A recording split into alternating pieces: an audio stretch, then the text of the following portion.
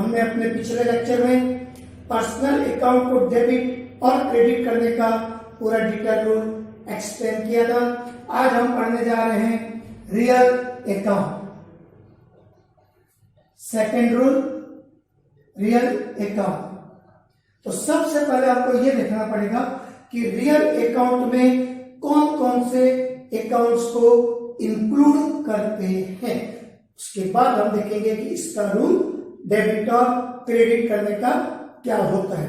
तो सबसे पहले इसमें कौन कौन से अकाउंट को इंक्लूड करते हैं। तो इसमें देखिए दो टाइप के अकाउंट्स को इंक्लूड किया जाता है, accounts of assets and accounts of goods. ये दो प्रकार के अकाउंट जो है ये रियल अकाउंट्स में इंक्लूड होते हैं। अब सबसे पहले accounts of assets.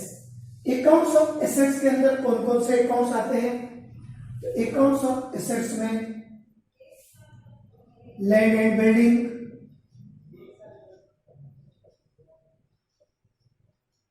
Furniture, machinery, यदि हमारे बिजनेस में कोई मोटर व्हीकल है ये भी हमारे एसेट्स है, ये भी रियल अकाउंट में आएगा।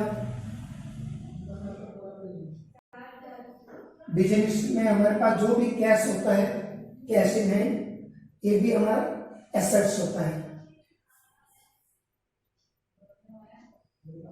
Next accounts of goods.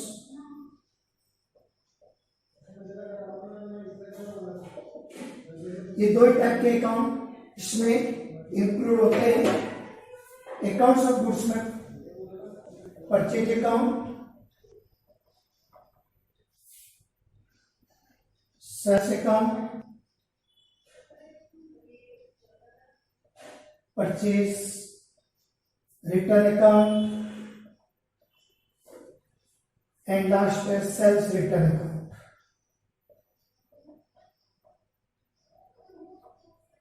Real account में दो टाइप के अकाउंट्स को इंक्लूड किया जाता है, accounts of assets, accounts of goods.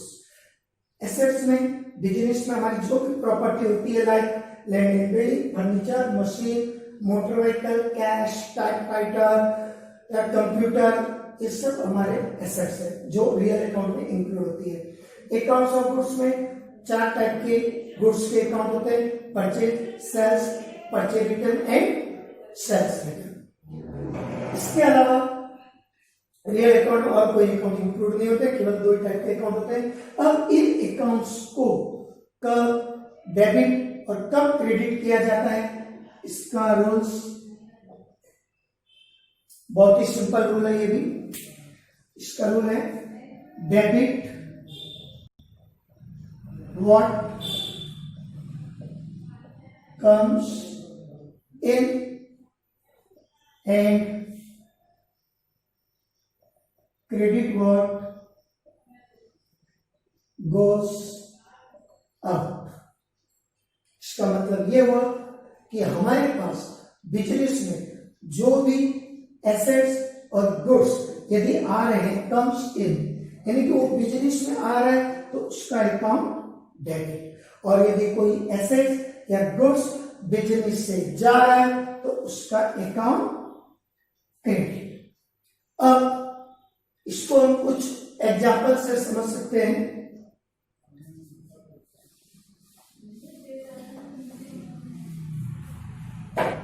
Goods purchase for cash. हमने कैश में गुड्स परचेज किया, यहां पर दो अकाउंट इफेक्ट होंगे क्योंकि हर ट्रांजेक्शन में मिनिमम दो अकाउंट इफेक्ट होंगे ही होंगे। ये डबल एंट्री सिस्टम का रूल है। तो इसमें हमने गुड्स परचेज किया तो एक परचेज अकाउंट इफेक्ट होगा, और दूसरा गुड्स हमने कैश में परचेज किया तो हमारे बिजनेस का कैश भी इफेक्ट हुआ। ये दो अकाउंट हमारे इफेक्ट होंगे, एक परचेज, दूसरा कैश। तब परचेज अकाउंट जो है ये भी हमारे गुड्स से रिलेटेड है, यानी कि रियल अकाउंट के अंदर आएगा। और कैश एसेट्स है, कैश एसेट्स है तो ये भी हमारा रियल अकाउंट है। तो परचेज अकाउंट भी रियल अकाउंट, कैश भी रियल। परचेज गुड्स वाला अकाउंट है तो रियल अकाउंट में आएगा, और कैश हमारे बिजनेस की एसेट्स है, ये भी रियल अकाउंट में आएगा। अब इनको डेबिट और क्रेडिट करने के लिए हमको रियल अकाउंट का रूल फॉलो करना पड़ेगा, जिसका रूल है debit what comes in and credit what goes out. तो यहाँ पर हमने गुड्स परचेज किया तो गुड्स हमारे पास आ रहा है या जा रहा है, ये हमको देखना पड़ेगा। हमने गुड्स परचेज किया तो बिजनेस में हमारा गुड्स आ रहा है, तो यहाँ पर है इसका rule debit what comes in. Business में कुछ भी एसेट्स या गुड्स आ रहा है तो उसका अकाउंट डेबिट, तो यहाँ पर गुड्स आ रहा है इसलिए परचेज अकाउंट डेबिट, क्योंकि परचेज गुड्स के लिए यूज हो रहा है कि हमने जो गुड्स परचेज किया उसके लिए परचेज अकाउंट, और गुड्स बिजनेस में आ रहा है इसलिए उसका account debit. Second, cash account. Cash account हमारे बिजनेस की एसेट्स में है और ये भी रियल अकाउंट है। इसमें हमको अब देखना है कि हमने गुड्स परचेज किया तो गुड्स तो आया, लेकिन कैश हमारे पास से बिजनेस से गया, गोस आउट। तो यहाँ पर बिजनेस से कैश जा रहा है तो रियल अकाउंट बोलता है कि debit what comes in, credit what goes out, यानी कि जो भी गुड्स या एसेट्स बिजनेस से जा रहा हो तो उसका अकाउंट क्रेडिट हमें करना है। तो ये क्रेडिट, तो ये हमको पता चल गया कि इस ट्रांजैक्शन में कौन सा अकाउंट डेबिट होगा और कौन सा क्रेडिट। हर ट्रांजैक्शन में एटलीस्ट कम से कम 2 अकाउंट इफेक्ट होते हैं, जिसमें से एक को डेबिट और दूसरे को क्रेडिट किया जाता है। और वो कब डेबिट या कब क्रेडिट होगा उसके लिए सबसे पहले हमने ये देखा कि उसमें कौन सा अकाउंट इफेक्ट होगा, पर्सनल, रियल या नॉमिनल। तो हमारा इसमें दोनों के लिए रियल अकाउंट इफेक्ट हो रहा था, तो दोनों में हमने रियल अकाउंट का रूल फॉलो किया कि क्या आ रहा है और क्या जा रहा है। तो यहाँ पर गुड्स आ रहा है उसके लिए परचेज अकाउंट, और कैश जा रहा है उसके लिए कैश अकाउंट। तो debit what comes in, credit what goes out. Goods आया उसका अकाउंट डेबिट, कैश गया उसका अकाउंट क्रेडिट। तो ये हमने रियल अकाउंट में रूल फॉलो करके समझा कि रियल अकाउंट कब डेबिट होता है और कब क्रेडिट होता है। नेक्स्ट, अब हम समझेंगे रियल अकाउंट के बाद नॉमिनल अकाउंट। 3 टाइप के हमारे अकाउंट है डेबिट और क्रेडिट करने के, पर्सनल, रियल, नॉमिनल। अब हम तीसरा रूल समझने जा रहे हैं, nominal account.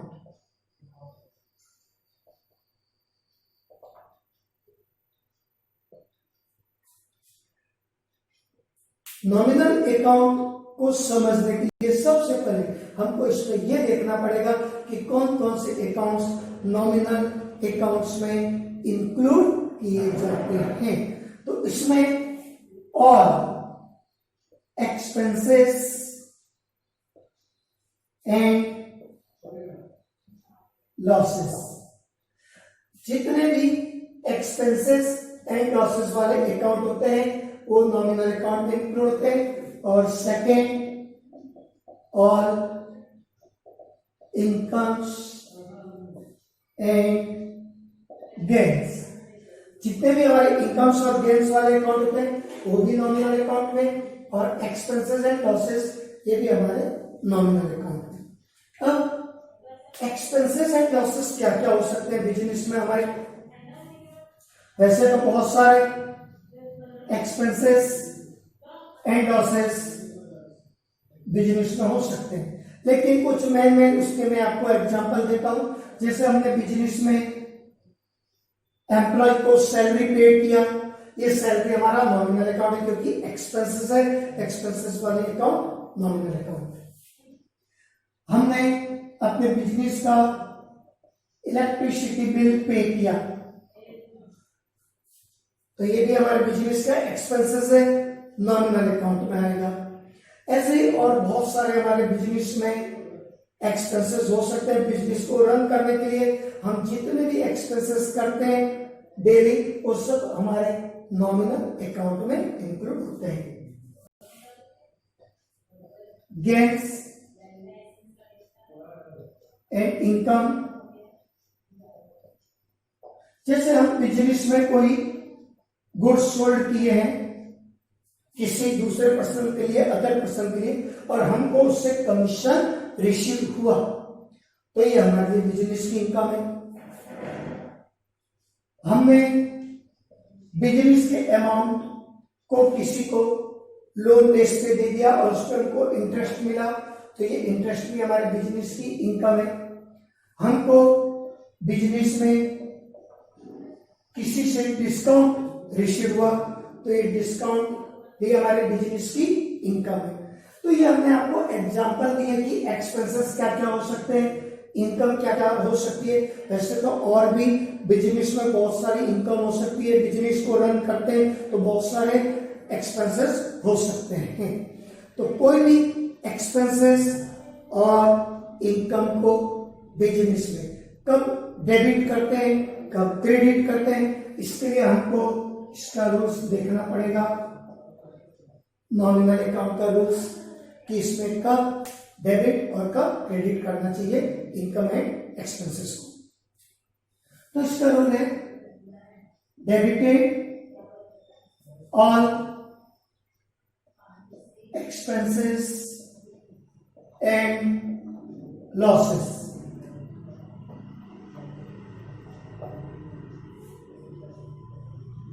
credited all incomes and gains। Business के जितने भी एक्सपेंसेस या लॉस होते हैं वो हमेशा ऑलवेज डेबिट होंगे, हमेशा। ये हमारे नॉमिनल अकाउंट का रूल बोलता है। और इनकम्स और गेन जितनी भी बिजनेस की होती है वो हमेशा क्रेडिट होगी, यानी कि debited all expenses and losses and credited all incomes and gains। Business में कभी भी कोई भी एक्सपेंसेस होता है या लॉस होता है वो हमेशा डेबिट होगा, और कभी भी कोई भी इनकम या गेन्स होगी तो वो हमेशा क्रेडिट होगा। अब हम इसको कुछ एग्जांपल से समझते हैं इसके रूल्स को, कि कब डेबिट या क्रेडिट करेंगे इनकम एंड एक्सपेंसेस को। तो उसके लिए कुछ उसके एग्जाम्पल आपको बता रहा हूं मैं। जैसे सैलरी पेड टू मोहन, हमने अपने एम्प्लॉय मोहन को सैलरी पेड किया। अब सबसे पहले तो हमको यह देखना पड़ेगा कि इसमें कौन कौन से दो अकाउंट इफेक्ट होंगे, क्योंकि हर ट्रांजैक्शन में हमको ध्यान रखना है कि डबल एंट्री सिस्टम में एटलीस्ट दो अकाउंट तो इफेक्ट होंगे ही होंगे। तो इसमें हमारे दो अकाउंट इफेक्ट होंगे, एक सैलरी अकाउंट और दूसरा कैश अकाउंट। अब हमने सैलरी मोहन को पे किया, लेकिन यहाँ पर मोहन का कोई अकाउंट इफेक्ट नहीं होगा क्योंकि हमने सैलरी कैश में पे किया है। और हमेशा ध्यान रखना है कि नॉमिनल अकाउंट में कभी भी नेम ऑफ पर्सन नहीं आएगा, कभी भी नहीं आएगा। हम जिसको सैलरी पे कर रहे हैं उसका नाम नहीं आएगा। एक तो सैलरी अकाउंट आएगा, ये हमारे बिजनेस का एक्सपेंसेस है। एक्सपेंसेस हम कब किसको पे करते हैं उससे मतलब नहीं है। एक तो एक्सपेंसेस का नाम आएगा और दूसरा एक्सपेंसेस हमने कैश में पे किया तो कैश अकाउंट आएगा। और यदि हम एक्सपेंसेस कैश में पे नहीं करते, पे करना बाकी है, आउटस्टैंडिंग है, तो यहां पर कैश की जगह आउटस्टैंडिंग हो जाएगा। तो यहां पर हमने सैलरी पेड टू मोहन, तो यहां पर सैलरी अकाउंट, दूसरा कैश अकाउंट। सैलरी एक्सपेंसेस है बिजनेस का, ये हो गया नॉमिनल अकाउंट। और कैश थोड़ी देर पहले हमने पढ़ा कि कैश हमारे बिजनेस की एसेट्स है और एसेट्स वाले अकाउंट को हम इंक्लूड करते हैं रियल अकाउंट में। तो cash real account, salary nominal account. अब सैलरी को डेबिट या क्रेडिट करने के लिए नॉमिनल अकाउंट का रूल फॉलो करना पड़ेगा। और नॉमिनल अकाउंट का रूल है debited all expenses and losses. तो सैलरी हमारे बिजनेस का एक्सपेंसेस है और ये हमारा हो गया रूल के अनुसार debit. Cash account real account है और इसके लिए डेबिट या क्रेडिट के लिए रियल अकाउंट का रूल फॉलो करना पड़ेगा। लेकिन अब आपने कहा कि भाई सैलरी यहां पर डेबिट हो रहा है तो कैश तो क्रेडिट होगा ही होगा, क्योंकि एक डेबिट तो दूसरा क्रेडिट। तो यहां पर कैश क्रेडिट तो होगा, लेकिन क्यों क्रेडिट होगा? कैश रियल अकाउंट है और रियल अकाउंट का रूल है debit what comes in, credit what goes out. तो यहां पर हमने सैलरी पेड किया है अपने एम्प्लॉय को, तो कैश हमारे पास से जा रहा है, गोज आउट। तो यहां पर कैश अकाउंट क्रेडिट होगा, क्योंकि debit what comes in, credit what goes out. तो कैश हमारे पास से जा रहा है, इसलिए कैश अकाउंट क्रेडिट। तो डेबिट सैलरी अकाउंट हुआ और क्रेडिट कैश अकाउंट हुआ। ऐसे भी हम इसमें और बहुत सारे एग्जाम्पल दे सकते हैं कि कब कौन सा अकाउंट डेबिट होता है, कब कौन सा अकाउंट क्रेडिट होता है। तो सबसे पहले हमको हमेशा ये ध्यान रखना है कि टोटल 3 ही अकाउंट होते हैं, पर्सनल, रियल, नॉमिनल। तो पर्सनल, रियल और नॉमिनल, इसको आप कैसे क्लासिफाई करेंगे? तो सबसे पहले हर ट्रांजैक्शन में आपको ये ध्यान रखना है कि कौन कौन से 2 अकाउंट इफेक्ट होंगे, उसमें से वो पर्सनल है या रियल है या नॉमिनल है। इस टाइप से आपको उसे क्लासिफाई करना है और क्लासिफाई करने के बाद आपको देखना है कि ये पर्सनल है तो पर्सनल अकाउंट का रूल फॉलो करके देखना है कि डेबिट होगा या क्रेडिट। रियल है तो रियल अकाउंट का रूल आपको फॉलो करके देखना होगा कि डेबिट या क्रेडिट। और नॉमिनल है तो नॉमिनल अकाउंट का रूल फॉलो करना है। तो इस प्रकार से हमने ये तीनों रूल को समझा है। ये 3 रूल आप यदि हमेशा ध्यान रखते हैं, ये हमारे अकाउंट के गोल्डन रूल्स हैं। यदि इसको हमेशा आप ध्यान रखेंगे अकाउंट बनाते समय, तो कभी भी आपका अकाउंट गलत नहीं होगा, रॉन्ग नहीं होगा, हमेशा आपका सही डेबिट और क्रेडिट होगा। तो इसके साथ हम हमारा ये लेक्चर एंड करते हैं। नमस्कार।